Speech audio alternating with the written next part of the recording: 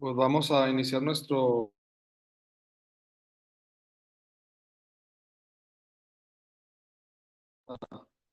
a esta clase. Ahorita saldré nada más un momento para poner una clase aquí que termine el padre Loera y continuaremos nosotros.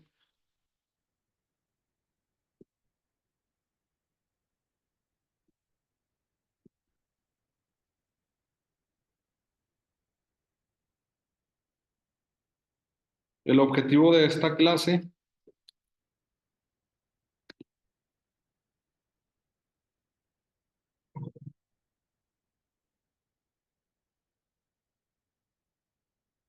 es conocer la teología del Antiguo Testamento a través de las diferentes partes de la Biblia para descubrir la manera en la que Dios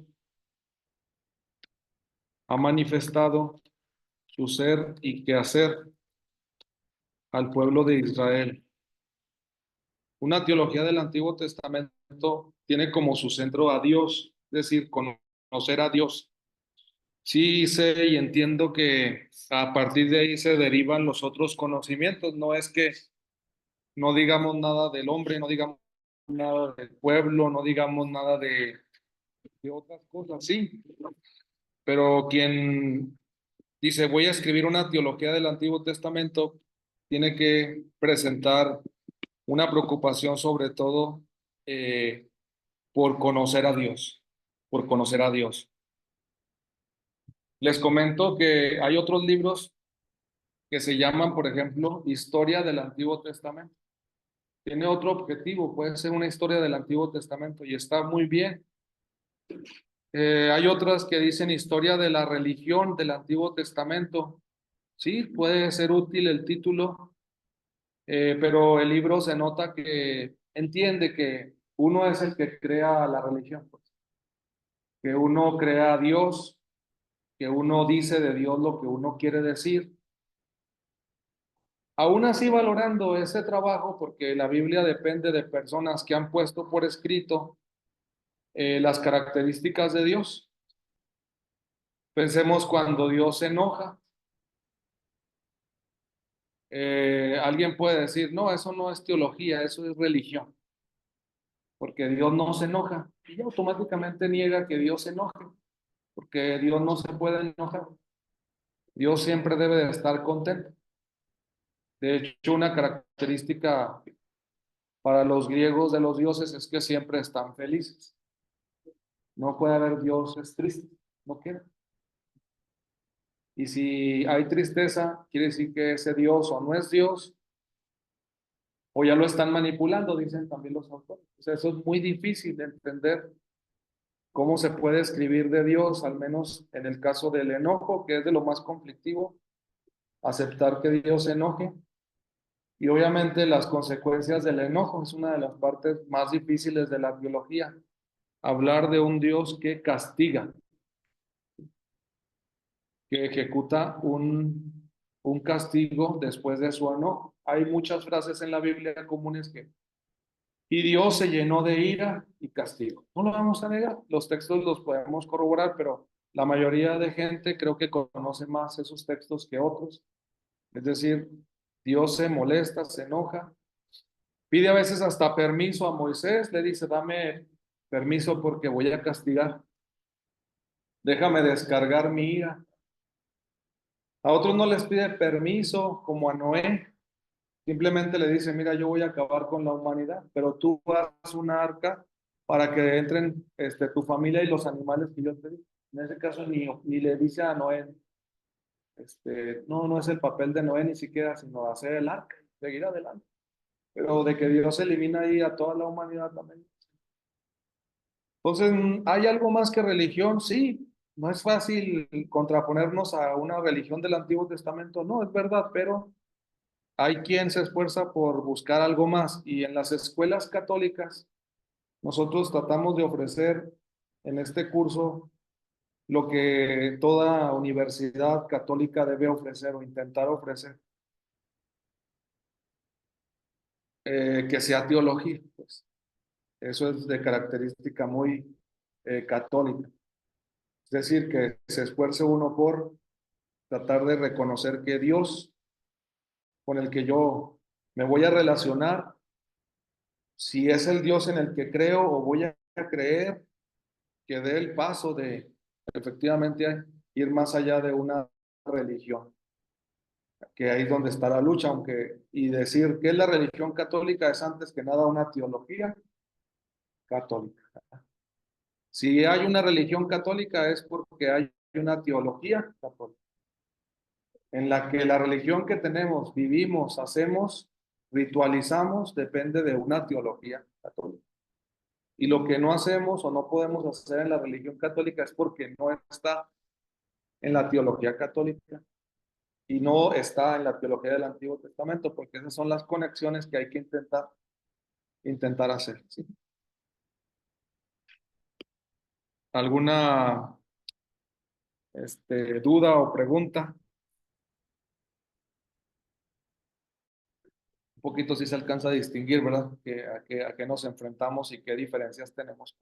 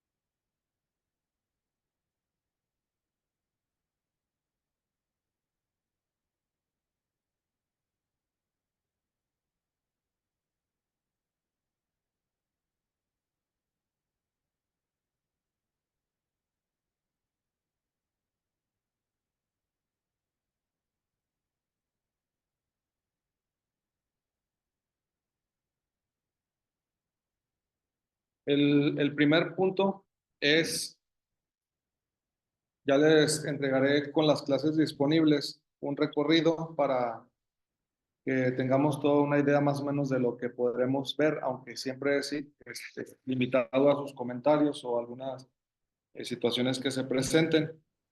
Obviamente, así hay que comenzar. Entonces es el Dios de la creación, el Dios de la creación. Esto le interesa a la Biblia, es la primera teología, la primera teología. Llegar a decir que Dios es un Dios creador.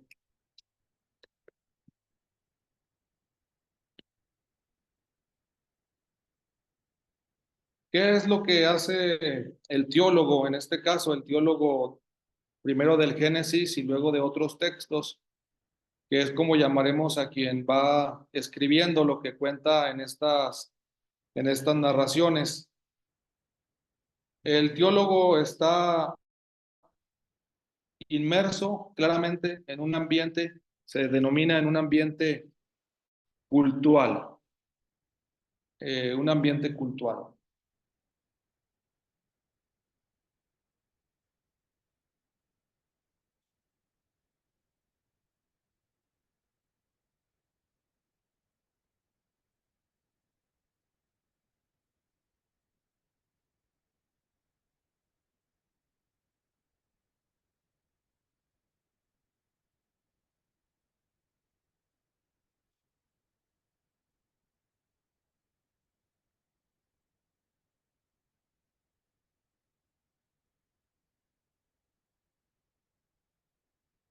Abrimos nuestras Biblias y la tenemos presente, si no anotamos algo de los textos, no hay problema.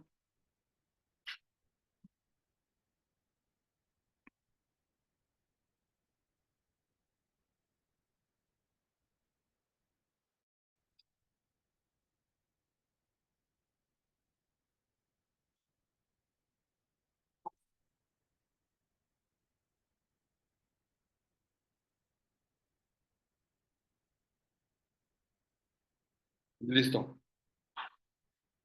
Ajá. ¿Cómo? En la mañana yo abrí, ¿verdad?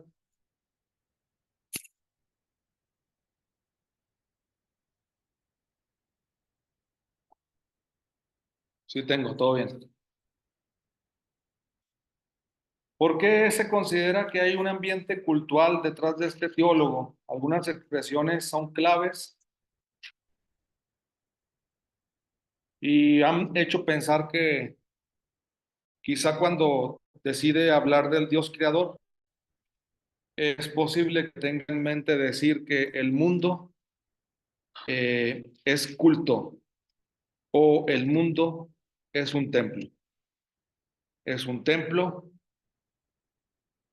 Antes que construir templos, el mismo mundo es donde Dios habita, es donde Dios se encuentra.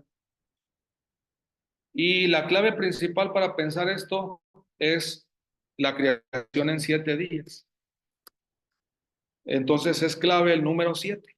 El primer número en la Biblia que aparece con un significado importante es el 7. Además, porque se nota que eso se busca de alguna forma en esta teología. En Génesis 2, capítulo 2, versículo 2, dice, cuando llegó el día séptimo, Dios terminó su obra.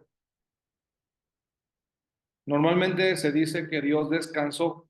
Pocas personas se acuerdan que terminó su obra, que esa es muy importante para el judaísmo. ¿Por qué? Ellos tratan de evitar a toda costa que la justificación del sábado sea el descanso en sí. Ellos justifican, la teología judía justifica que se descansa porque se terminó de. Lo digo esto porque da muchas oportunidades, incluso a la iglesia, para reflexionar sobre el valor del domingo. No es tanto que porque sea domingo es de descanso. En realidad el simbolismo que está detrás es que algo se ha terminado, que algo se ha terminado. Lo digo porque la Iglesia Católica, en este caso, a la luz de esta teología, tiene que dar más oportunidades, porque puede haber gente que esté trabajando en una obra sábado y domingo y no depende de esa persona terminarla. Entonces hay que darle la oportunidad del culto en otro momento. Muchos no están de acuerdo con esta teología. Le dicen a las personas incluso que no deberían de aceptar esos trabajos, que mejor no trabajes hasta que no encuentres uno que te dé permiso los domingos. Sí, está bien, ese es un camino, son consecuencias, pero en Génesis 2:2 al menos maneja dos elementos. Qué bueno que se puedan conseguir, es decir, que termines algo como Dios terminó su obra y descansó. Ahí está claramente, son dos cosas. Terminar y descansarse. Terminar y descansar.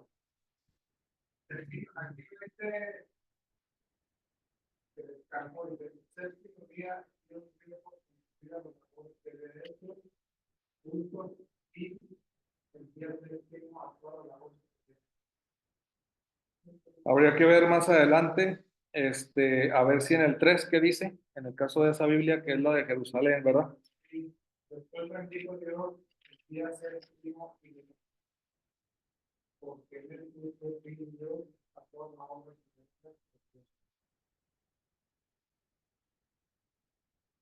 Vamos a tener que añadir eh, ambas cosas, en este caso, sí.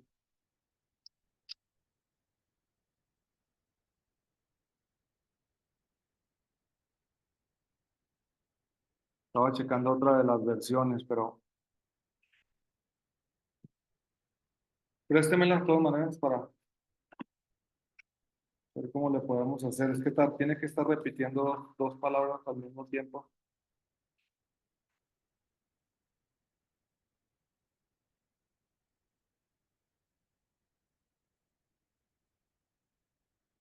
Esta incluso de Shekel 2:2, para el día séptimo había concluido Dios toda su tarea y descansó.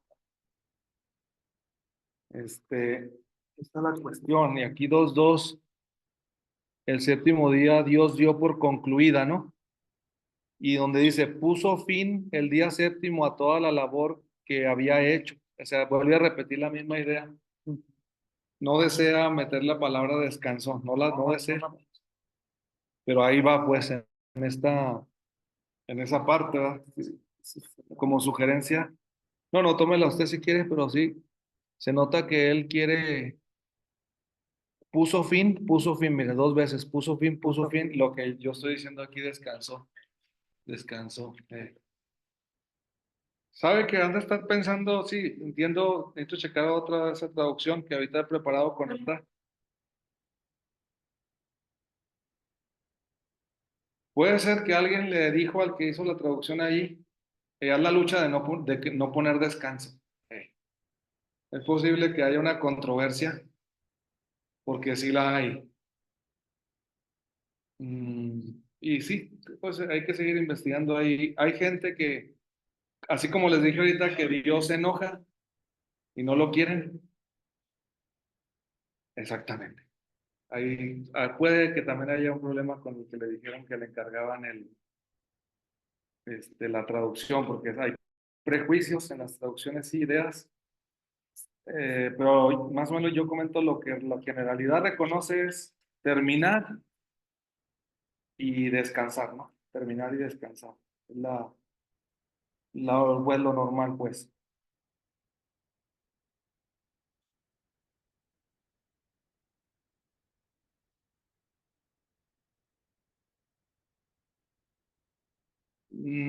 Por texto hebreo, les digo, también estoy más de acuerdo con las dos cosas, pero es la mayoría lo que opina. Por eso digo, necesito checar qué pasó con esta versión. Yo es que aquí tengo otra, pero precisamente esa hoja ya se fue. Aquí está, entonces tengo que encontrarla porque son de las que se manipulan y las traen. Está todo ya rayado de azul, ¿no? Porque puede ser que sea de otro año, ¿verdad? Está revisada y aumentada.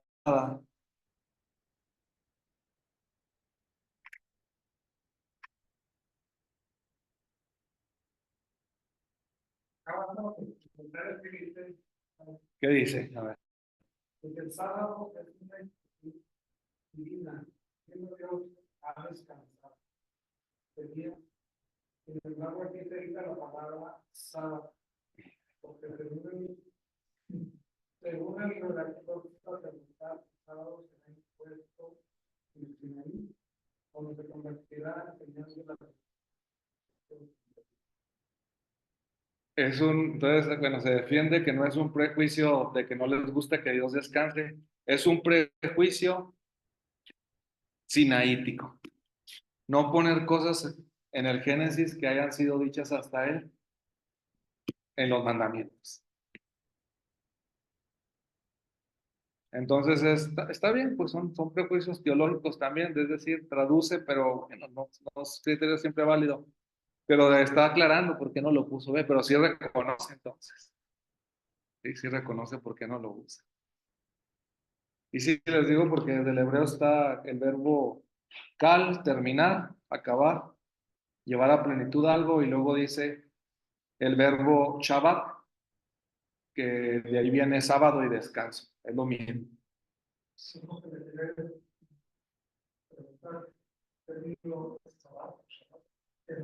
Antes que sábado, sí, antes que sábado es descansa, es el de ahí. De hecho, podría sin dificultad decir, ¿qué día es hoy? Es el día del descanso. No se necesitaría. Sábado ya depende de una traducción posterior e incluso del calendario romano, dependiendo del dios Saturno. Pero hasta en el español queda más sábado, sabat, casi está más parecido al hebreo. Sí.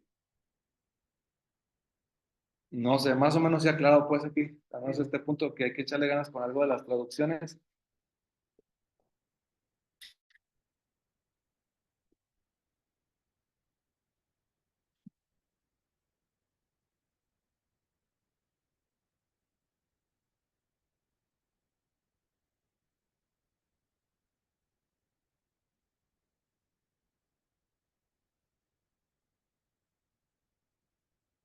Esta de Santa Biblia, la Sagrada Biblia, que trae sus dibujitos de estas que venden así, de Juan Pablo II y así, todavía le da, repite, como para que quede más claro. Le digo, es que cada quien dice, y completó Dios, completó. Al día séptimo la obra que había hecho. Completó. Y en el día séptimo reposó o cesó de todas las obras que había acabado. Vale, se reposó o cesó, no se contenta con uno. Ahora le vuelve a meter dos cosas. Y ahí está, las propuestas. Entonces, este teólogo se nota que va buscando efectivamente descubrir en el mismo mundo, esa es la dinámica que se propone, descubrir en el mundo, esa es la clave del día de hoy, el culto. Por eso podemos superar este prejuicio sinaítico, aunque sea una cosa que se ordena en el Sinaí, el teólogo que está elaborando el relato de la creación considera que ya la intención de Dios, y se podría decir así, el objetivo de crear el mundo es para que haya culto. Ahorita no como culto cultual, sino de fin de la obra, fin de la obra y descanso. Digamos, el culto original o de Génesis en la creación es terminar de hacer algo. No de ir todavía al templo porque todavía no hay, sino es el valor de terminar algo. Eso es lo que yo trato de subrayar porque es algo que normalmente pasa desapercibido.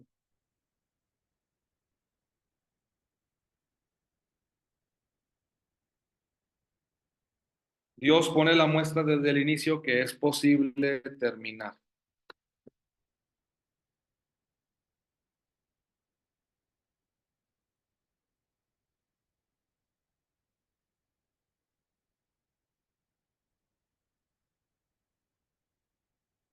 Otro detalle que es importante en esta teología de la creación, como pueden darse cuenta, no se vive del mes ni del año.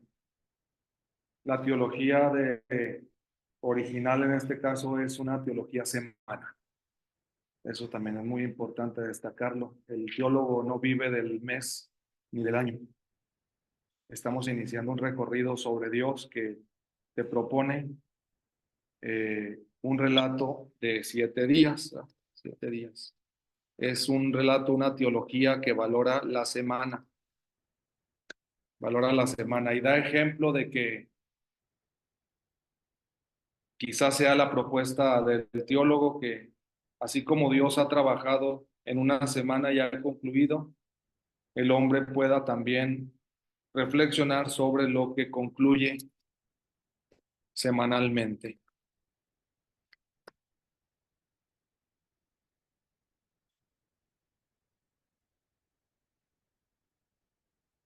Lo que concluye semanalmente.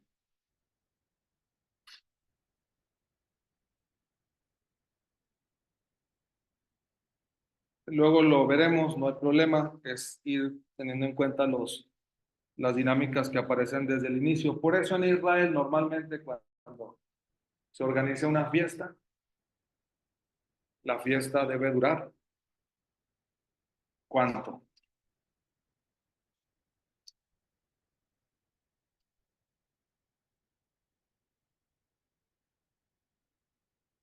Con lo que estamos diciendo.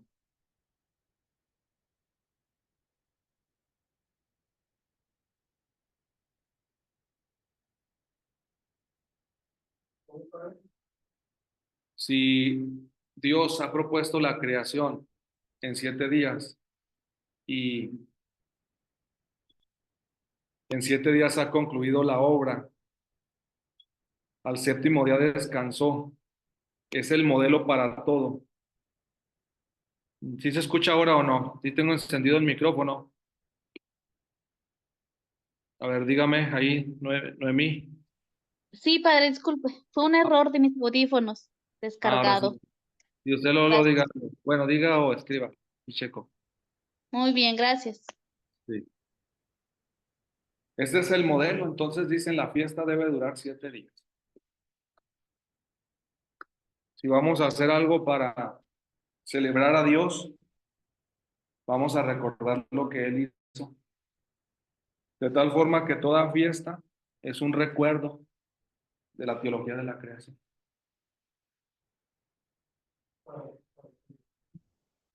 Sí, alguien puede decir, esta fiesta dura mucho, ya quisiera. Uno llega al recalentado apenas, si se puede, aparte porque no trae uno a dónde ir, te sigue ahí, pero no cabe duda, también le intentamos, por eso hay no septenarios, que en un tiempo la iglesia lo celebró, hay novenarios. Y alguien puede decir, bueno, hay una evolución, que podemos hablarla más adelante, pero ahorita son los septenarios, si hay fiesta hay que hacer,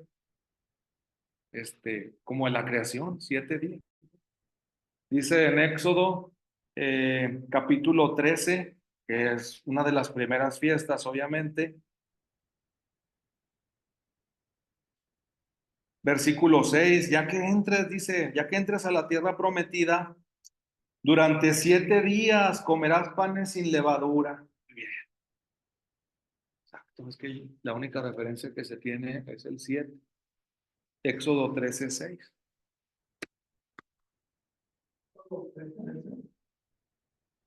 Ajá, 13, 6. Durante 7 días comerás panes sin levadura, pero el séptimo día será de fiesta en honor del Señor. Pues vamos a organizarnos con un rito de 6 días y vamos a dar un golpe, ¿verdad? Así como Dios descansó el séptimo y terminó su obra, vamos a tratar de que las fiestas hagamos algo en 6 días.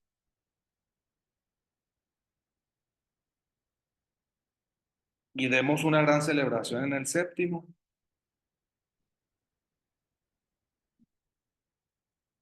Tiene algo que ver también lo que Jericó, es que 7 días vuelta Perfecto. viene alrededor. La teología de la guerra depende de la teología de la creación. ¿Cómo se conquista una guerra? Dando 7 vueltas alrededor de las murallas de Jericó. Sí.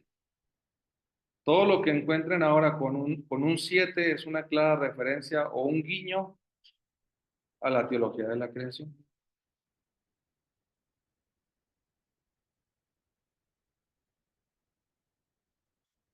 En el caso de Jericó, podríamos añadir que es la manifestación en la guerra del poder de Dios, como lo manifestó al crear el mundo.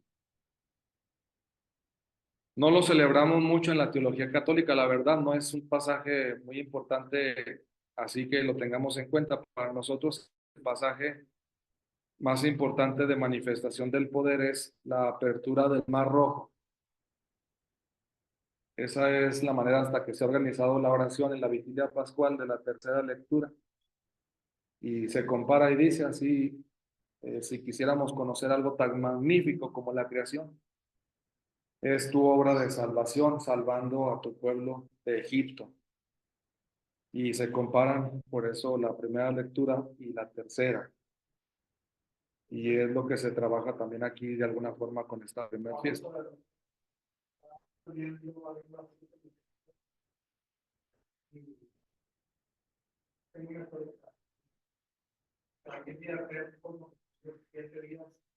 Sí, están en diversas espiritualidades. Tenemos también sitios de Jericó que tienen también una vinculación del recuerdo de ese suceso. ¿Cómo haría yo realidad o intentaría? Digo, no es algo que la Iglesia Católica le haya dado mucho seguimiento, porque hay que recordar que la teología católica nació o creció en oposición al judaísmo, ¿sí? Esto que estoy comentando se ha recuperado normalmente después de la Segunda Guerra Mundial, que se ha pedido que la teología católica estudie más eh, la teología de Israel. Hemos vivido muchos siglos en que el Antiguo Testamento era despreciado, ¿no? Así que ustedes dijeran una teología del Antiguo Testamento, pues sonaba difícil, era un agravio, ¿no? La iglesia. No estaba tan fácil. Esos hebreos, esos judíos, ¿no? Malditos, mataban a nuestro Señor, ojalá no existiera. Siempre ha habido esas tendencias. Si quieres trabajar, pues hazte, bautízate. No puedes seguir siendo judío y habitar aquí en esta tierra. Ha habido muchas dinámicas. También los católicos se ha sufrido, voy a decir que no, pero en este caso se nos carga un poco más la mano hasta cierto punto a veces como culpables de generar un cierto antisemitismo. Que el 7 no suene, ¿no? Se decía que el 7 no sea tema que no se mencione. Nosotros no tenemos nada que ver con eso, etcétera. Ahorita intentamos, de acuerdo a lo que el teólogo ha querido escribir, pues tratar de entender por qué lo hace, qué busca, qué quiere. Ahora, otro aspecto que es interesante, además del 7 de la creación, el 7 de las fiestas, llama la atención que hay únicamente en la creación 3 bendiciones. A ustedes pueden ahí checarle en su Biblia, solo 3 hay. Dice en el 1:22, porque es una palabra clave de una teología del mundo. ¿Por qué puede haber culto en el mundo? ¿Por qué puede ser un templo? Y no tarda tanto la Biblia en hablar de una palabra que para nosotros puede ser como común. Dios te bendiga. Ah, sí, gracias. O no, si a alguien no le gusta, no, no estés dando lata. Pero puede ser algo común. Puede generar a alguien hasta un cierto derecho. Bendígame, ¿no? O bendígame esto, pensando que toda persona y toda cosa se puede bendecir, ¿no? Hoy es como una cosa democrática.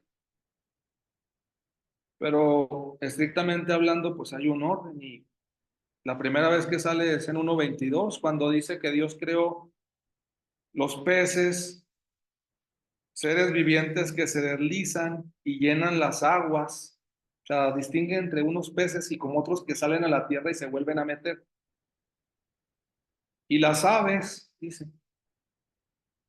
y los bendijo, crezcan, multiplíquense, llenen las aguas del mar y que también las aves se multipliquen. Siempre ha sido difícil darle vueltas a por qué esta bendición. La mayoría opina y está de acuerdo en que el teólogo no ve en el mundo una cantidad tal de seres de alguna manera que no se puedan contar. Algo así se intuye. Que es una empresa imposible contar los peces y las aves. Es posible que no sepamos cuántos hay. Parece ser que se puede dar un dato de la población mundial. Parece ser. Pero no, porque la pregunta es ¿por qué bendijo Dios a estos seres? ¿Qué vio en ellos? Y es posible que sean el signo de la multiplicación, del crecimiento, realmente de alguien que puede llenar el mar y el cielo, ¿sí? Otros han dicho que no solo es por el número, incluso algunos de los primeros rabinos opinaban y decían, no, miren, es sencillo porque ellos discuten entre sí y no es sencillo. Dios bendijo lo que está en lo profundo y lo que está en lo alto. Dios bendijo lo que está en lo profundo y lo que está en lo alto. No solo es cuestión de número. Ellos van a lo más profundo y ellos van a lo más alto. Entonces aquí una bendición en síntesis, pues podríamos decir que está en dos direcciones, ¿verdad? Horizontal y vertical, que puede tener diversas aplicaciones en otros momentos, en otras teologías.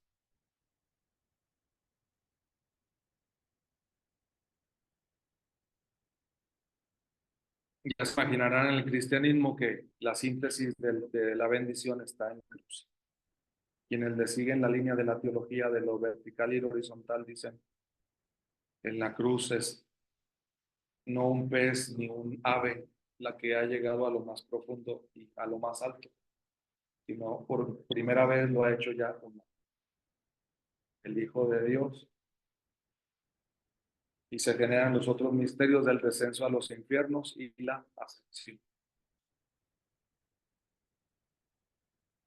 que es la línea en la que culminaría el relato de la creación. Los bendice Dios a ellos. La segunda vez que sale es en el 1:28, crea a los seres, a los hombres o a los seres humanos a su imagen, dice a imagen de Dios los creó, hombre y mujer los creó y los bendijo.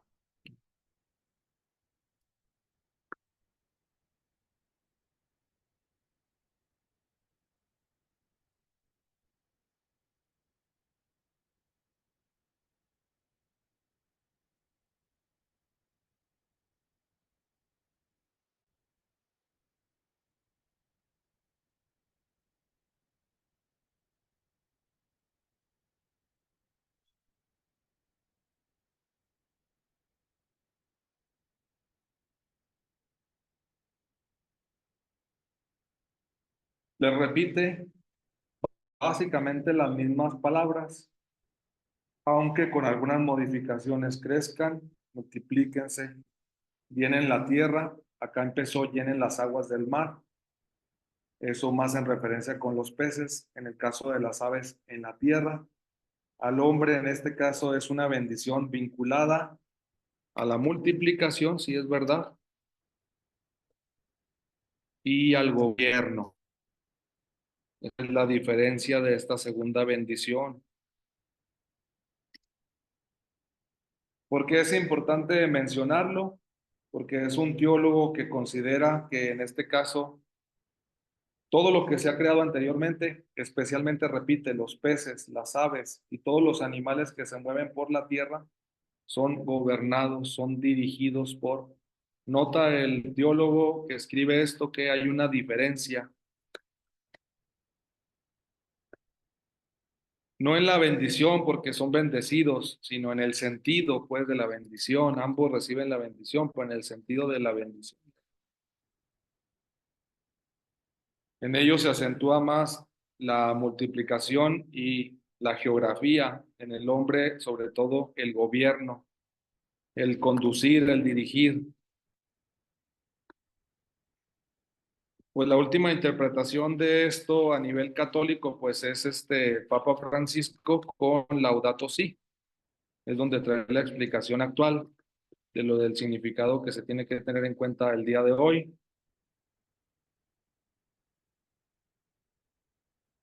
Ahorita diré algo del significado que puede tener en Génesis, pero el recorrido es estar dando pistas también de teología católica.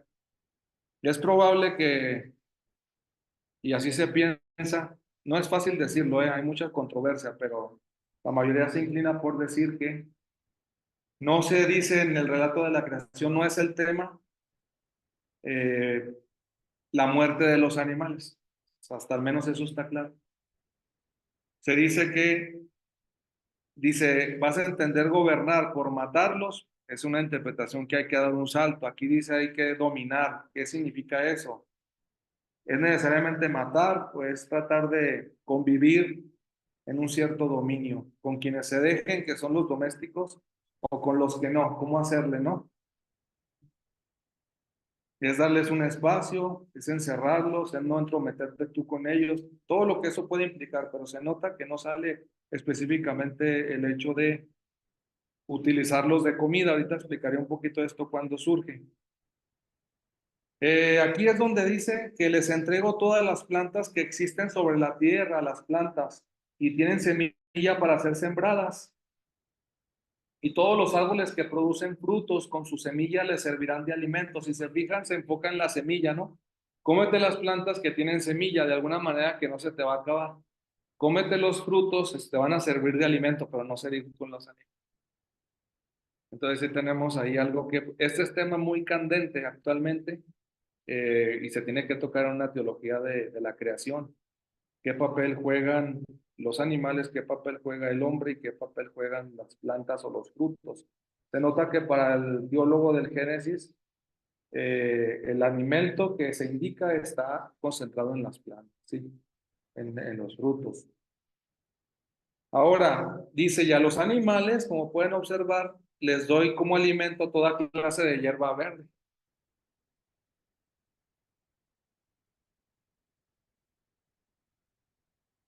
Obviamente cuando alguien es estricto y a veces hay discusiones ya en reuniones de discusión bíblica van a decir, no, pero ves, aquí dice, ¿a poco el pez se va a andar comiendo las hierbas verdes? Ya no sale, ¿no? O sea, siendo estricto, ahí vuelve a decir que a todos los animales del campo, bueno, puede que eso sí coman.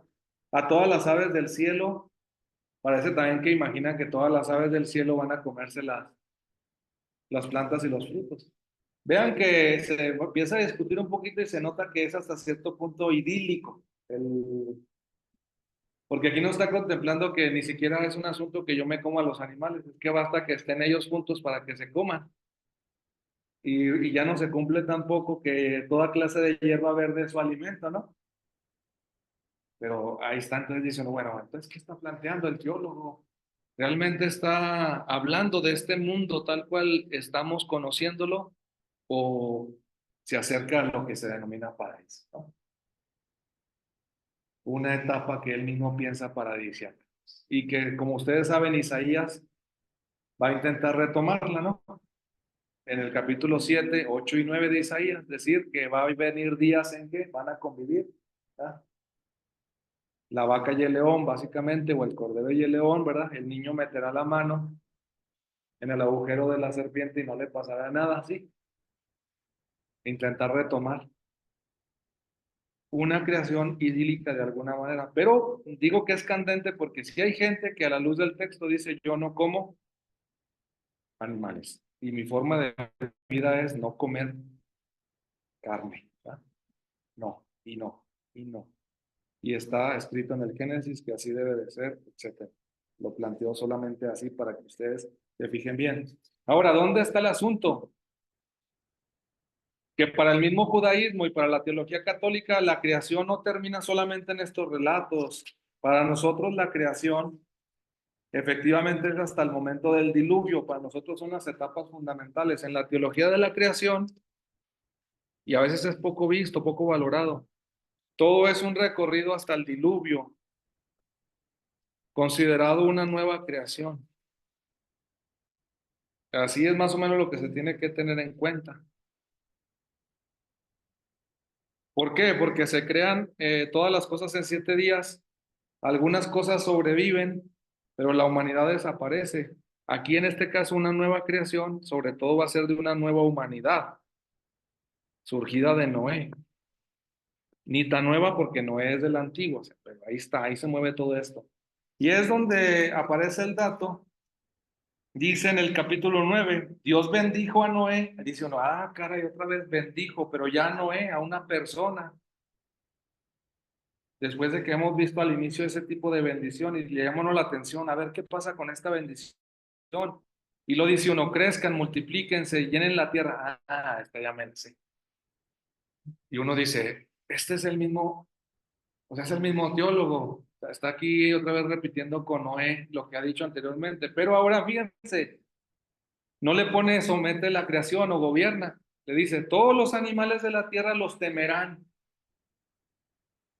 El hecho de que hayan entrado en el arca es un segundo paso para que pueda establecerse el gobierno, el orden. Algo hay, exactamente. Es imaginar, el teólogo lo sintetiza, pero imagínense el desorden que se armaría en el arca tal cual, ¿no? ¿Qué es esto, no? Imaginando, ¿no? Ahí el pobre me algo, como echarles de comer, o sea, es de imaginar, ¿no? Un mundo que no se nos narra, pero que es complicadísimo imaginarlo. Entonces, algo para el teólogo dice, no, me basta que hayan entrado, tú los metiste, tú elige, ¿no? Las parejas o elige los animales que van a entrar. Ese es el primer gesto que explica lo que te he dicho anteriormente, que tú los vas a gobernar. No va a específicamente decir, no, y los animales fueron con Noé, se aleja de ese mundo, ya que no hablen entre ellos, lo deja terminado con la cuestión de la serpiente, sino se nota que aquí hay un paso más en el dominio, o al menos en la convivencia mutua para salvar la vida. Pero ya dice, todos los animales de la tierra los respetarán. Las aves del cielo, los reptiles del cielo, los peces del mar están puestos bajo su poder. Vuelve a aclarar. Uno está esperando para ver si se pueden comer, porque les digo que es la discusión, ¿no? Todo lo que tiene vida y se mueve en la tierra le servirá de alimento. Vamos. Parece ser que ya hay un nuevo gol. Todo lo que tiene vida y se mueve en la tierra. Y son frases que perseveran hasta nuestros días. Este se come lo que se mueve. Todo lo que se mueve, este se lo come, ¿no? Síntesis de que se entra en el mundo de los animales, que no es tan fácil reconocerlo las plantas ni los frutos. Lo mismo que los vegetales, yo se los entrego, pero aquí ya hay un mandato de texto muy difícil para los que han creído en Génesis 1 y 2, ¿verdad? Quienes quieren vivir fundamentados en el no comer los animales, pero el 9 da una perspectiva más completa en la teología del Antiguo Testamento. Y una ley que aparece desde el diluvio se llama ley diluviana, no solo hay del Sinaí, hay leyes diluvianas. No se coman la carne que tenga aún vida, es decir, su sangre. Vean que todos son matices, porque alguien dice, muy bien, entonces no está hablando tampoco de matar, sino que hay que esperar a que esté muerto, ¿no? Ya no tiene vida, le quitó la sangre, etcétera, pero se evita en la medida de lo posible, mátalos y cómetelos, pero la interpretación ha avanzado y ha dicho, mátalo, y es lo que el judaísmo ha hecho, mátalo y quítale la sangre. Muy bien, esta ley la puedo interpretar así, yo no voy a esperar a que se muera. Además, en definitiva, no sale aquí en Génesis, pero por los estudios todo indica que no es bueno esperar a que los animales se mueran para comérselos, serían todos viejos, ¿no? Solamente los accidentados, ¿no? O matarlos, también en el momento propicio para que estén buenos. ¿Qué dice el judaísmo? Aunque sea que no los comamos, pero sin la sangre. Estando seguros que no tienen sangre, estamos seguros que no tienen vida. Y entonces estamos cumpliendo lo que se dijo en el diluvio.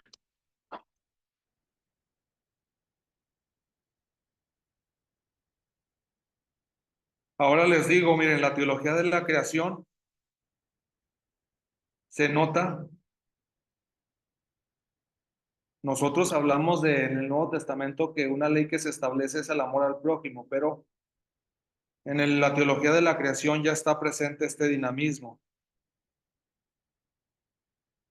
Si el mundo es un templo, se trata de gobernar a los seres vivos, con mayor razón debo tener cuidado de los otros hombres. Génesis del 1 al 9 tiene y está lleno de situaciones de violencia.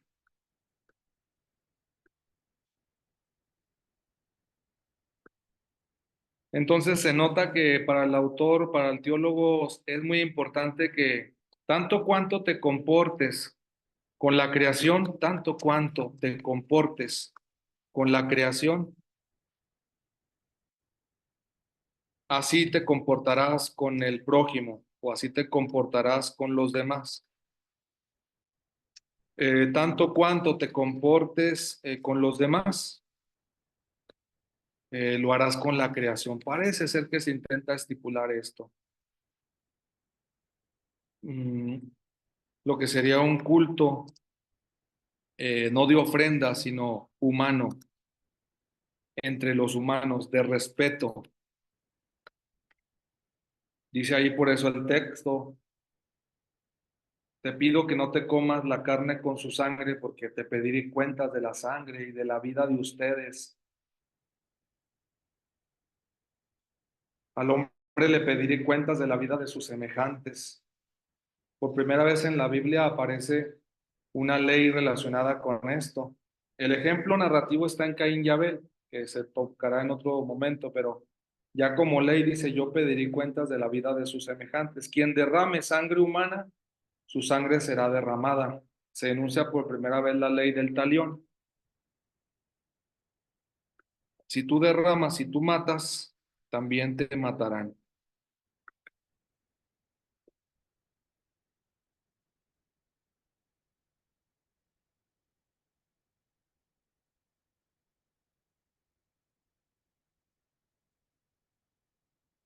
Fíjense cómo el teólogo sabe trabajar el texto porque dice, porque Dios hizo al ser humano a su propia imagen. Antes, el origen de la creación fue que estuvieran un hombre y una mujer. Al final del capítulo 9 lo que interesa es que no mates. Hay como dos deberes en la teología de la creación. Hombres y mujeres en la multiplicación y en el crecimiento.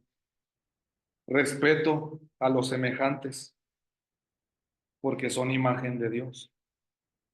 Y termina el texto 9:7, ustedes crezcan, multiplíquense, llenen la tierra y domínenla. Otra vez, ahí se nota que ha querido terminar una parte de su teología. Desde la primera bendición, por lo tanto, de peces y aves, hasta el 9:7 podemos descubrir este dinamismo. Necesito que atiendas la creación, necesito que atiendas a hombres y mujeres y necesito que no derrames sangre, que aprendas a respetar la vida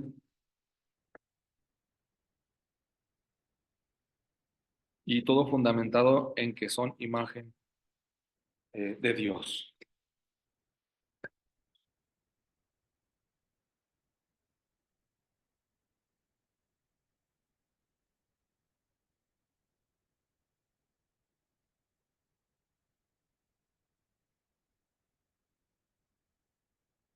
El, El teólogo de la creación entonces le toca ahora tratar de convencer a los hombres de que es posible no matar, no es fácil hacerlo. Si se fijan, ese es el trabajo, se ha dicho, de la serpiente. Es la figura que rompe con el mundo como templo. Llama la atención que la serpiente, si se fijan, va a romper las dos líneas que hemos indicado, es decir, la serpiente se encarga de meter separación entre el hombre y la mujer.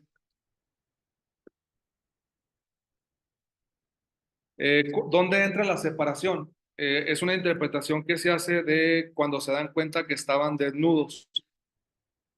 Eh, Se opina en teología del Antiguo Testamento que buena parte de la convivencia normal está precisamente antes de esto. Y después de lo que provoca la serpiente, entonces se rompe la primera línea que Dios había intentado en la creación, que hubiera una unión de hombre y mujer. Y entonces la serpiente para el teólogo es la culpable de romper este primer hilo, meter la separación entre el hombre y la mujer, la desnudez y la vergüenza vinculada con ella.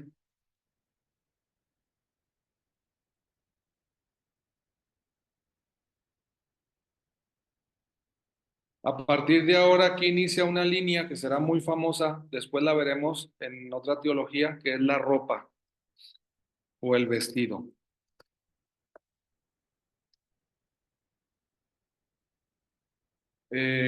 Ya que el culto no se pudo realizar en la desnudez, no se pudo conservar en el periodo antes de la serpiente, hay que recuperarlo a través del vestido. Y por eso cuando toque toda la teología del culto, que no está presente aquí, sino en otros libros propiamente, una pieza clave es la ropa, el vestido, y lo que hay que ponerse y lo que no.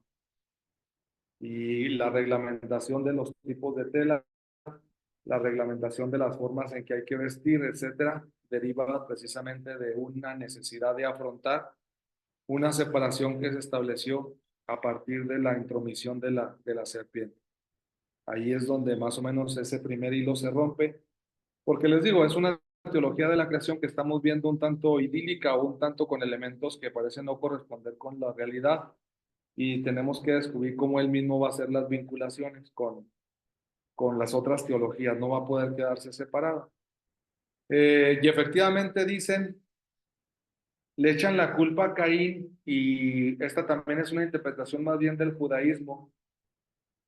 La teología católica ha avanzado más en decir que Caín era malo, pero es complicado resolver por qué es malo Caín, porque siempre se ha preguntado la teología por qué mató a su hermano, y puede ser una respuesta por qué es malo, pero otra más profunda es malo por qué, ¿ah? Malo por qué. Y pues los que intentan dar también una respuesta de este tipo está ahí en la teología del Antiguo Testamento, pero de Israel. Entonces, ellos hablan de que en el nacimiento de Caín ya hay algo que no está bien. Ellos se fijan más en eso, dice en el nacimiento de Caín, si se fijan. El hombre se unió a Eva, su mujer, en el capítulo 4 del Génesis.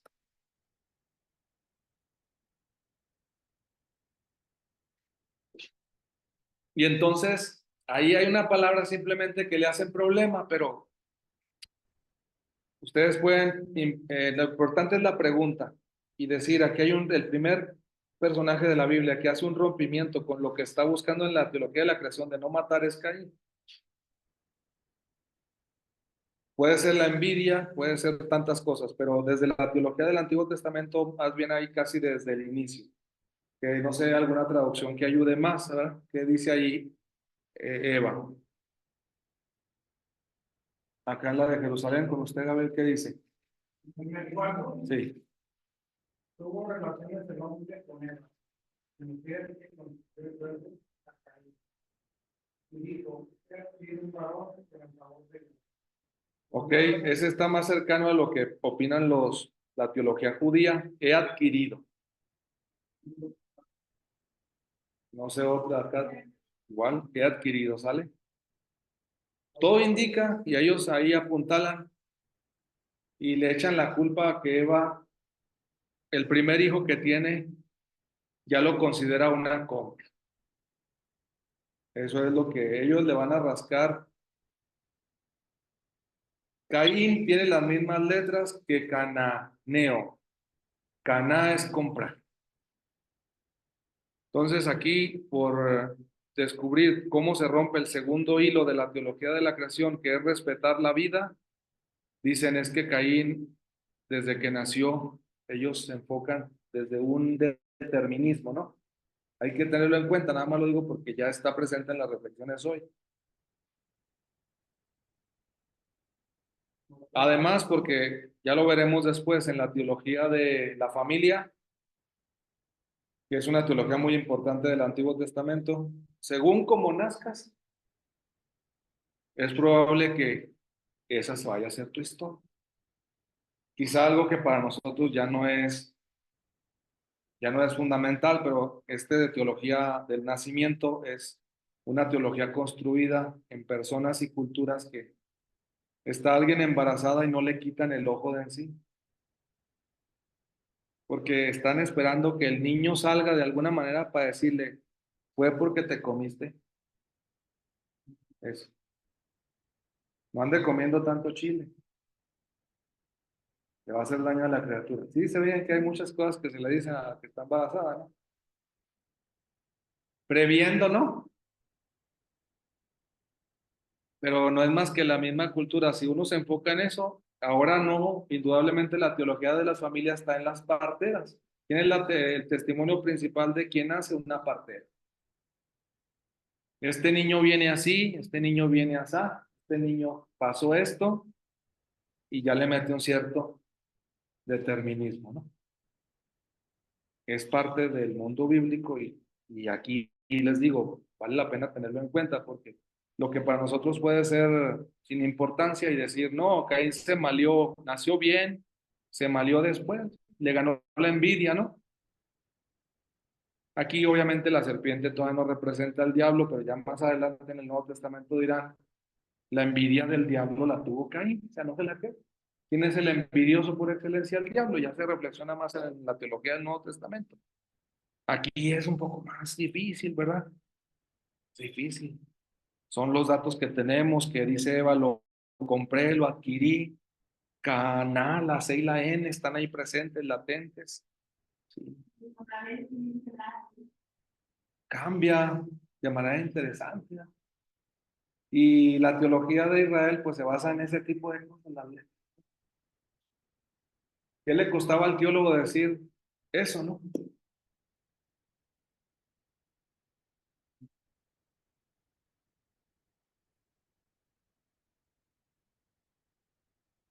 No sabe uno si darle gracias al teólogo o no, pero en definitiva es también una especie de disculpa para Caín. Es decir, casi le dice, ¿qué se podría esperar de ti si tu madre te compró? Es como alguien que le dice, mira, tu madre nunca te quiso, ¿verdad? Entiende que nunca te quiso. Ella cuando se embarazó de ti no te quería. Y hay quien es duro y quien ya quiere hacer madurar a la gente y le dice así, ¿verdad? Pero también aquí dice que Dios como que dio diferente a una pareja que está ahí. Usted está metiéndose en otro problema, usted claramente, Porque dice, que se verá más adelante. Hay que hablar después de la justicia de Dios. Lo tocaremos. Tenemos una teología de la justicia de Dios. A veces decimos y hay textos que Dios es imparcial, ¿no?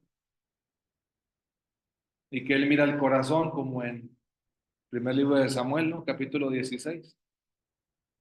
Pero aquí todavía no llegamos a esa teología. Aquí Dios sí mira las ofrendas.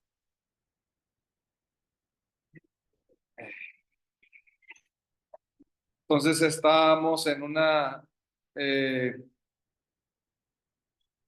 su propuesta sería, Dios también contribuye en la teología de la creación para generar un dinamismo que posiblemente conduzca a la muerte de un semejante. Eso es lo que se debería de decir.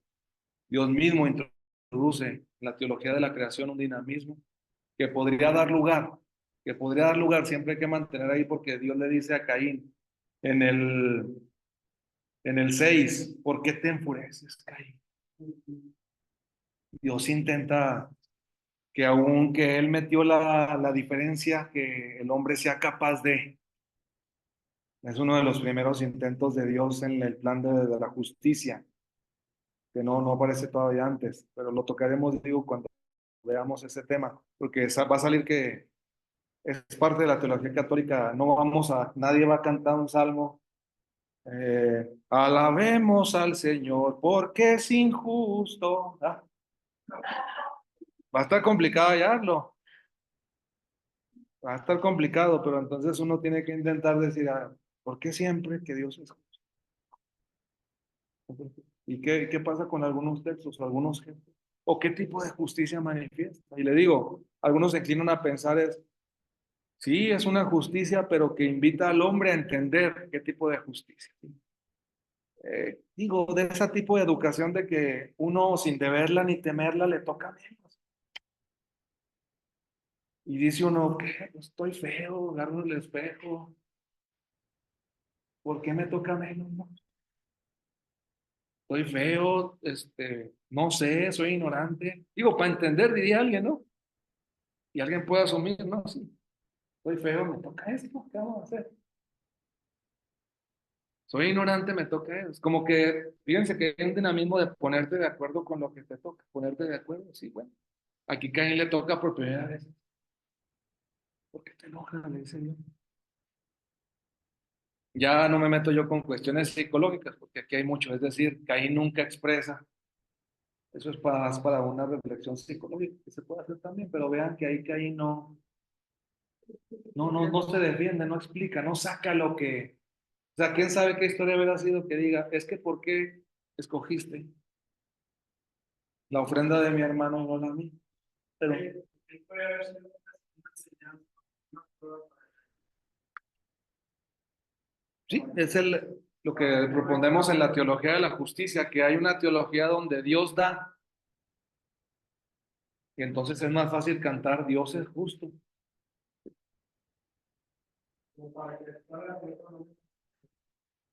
Y la teología de la justicia va a intentar dar respuesta a todas aquellas situaciones en las que alguien diga no es justo. Esa es la lucha de la teología de la justicia, justificar la justicia de Dios. Como ahorita estamos tratando de justificar al Dios creador, que es la clase número 1, la teología de la creación. ¿Qué hace Dios? ¿Qué intenta? ¿Quién le rompe los hilos que él intenta? Y lo que usted planteó ahorita, si él mismo no da lugar también a ciertas situaciones en las que ponga en riesgo el proyecto que se planteó, ¿no? Es decir, no generes la necesidad de que alguien mate a otro, agarra las ofrendas por igual, ¿verdad? Dales un beso a los dos y, sí, digo, bien, ahí está. Eso es lo que hagamos. Bueno,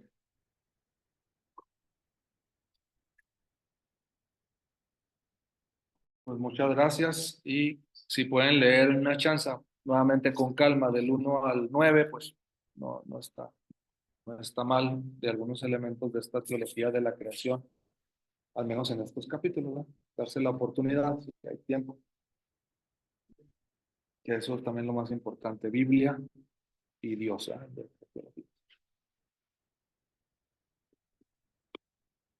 Gracias, Padre. Ándale pues, Alfredo y Noemí. Gracias. A ver si no se enferman de las clases desde la mañana, pero esperemos que no, porque ahora hay muchas fuentes de enfermedad. Gracias, Sí. Padre.